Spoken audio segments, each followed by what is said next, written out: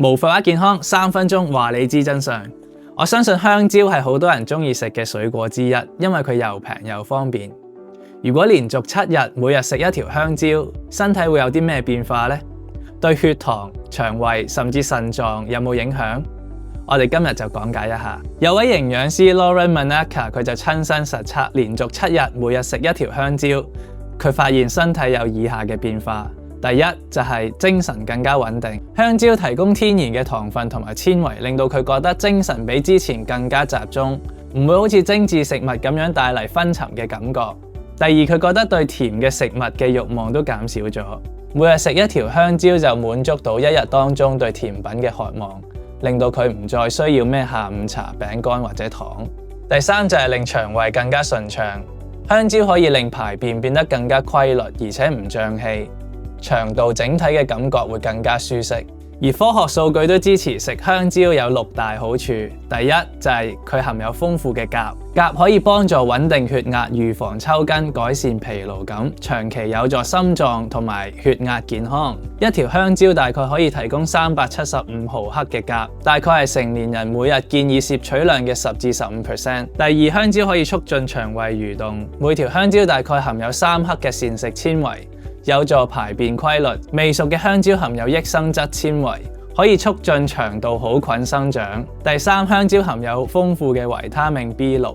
維他命 B6 參與神經傳導物質，例如血清素、多巴胺嘅合成，同情緒調節有親密嘅關係，有助情緒同埋大腦嘅健康。每一條蕉都可以提供大概0.4克嘅維他命 B6，佔每日所需嘅25%。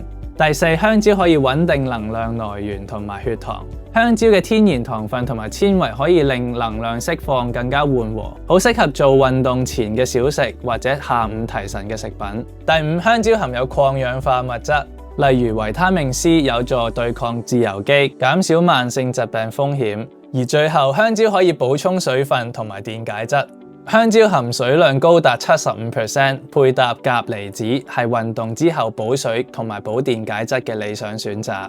但係食香蕉都有啲問題需要注意嘅，食得太多可能導致高鉀血症，尤其是係腎功能唔好嘅人，鉀排唔走，嚴重可能會導致心律不正。另外就係糖尿病嘅患者，食香蕉嘅時候最好配搭蛋白質或者脂肪，例如乳酪、堅果醬，避免血糖急升。而一般健康嘅成年人，每日食1至2條香蕉都係冇問題嘅。咁總括嚟講，連續食7日香蕉可以令能量更加穩定，減少糖癮同埋令腸胃更加健康。所以香蕉睇落平凡，但係其實係一個 CP 值好高嘅生果。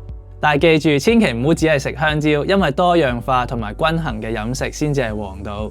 咁平時你哋會唔會有食香蕉嘅習慣呢？或者有其他中意食嘅生果，可以留言話我知。我哋今集就到呢度。如果中意呢條片或者想知道我哋下次講咩，記得訂閱。我哋下次見。本頻道分享嘅係健康資訊，唔係醫生開嘅藥方。如果身體有咩唔舒服，記得揾專業嘅醫生傾下。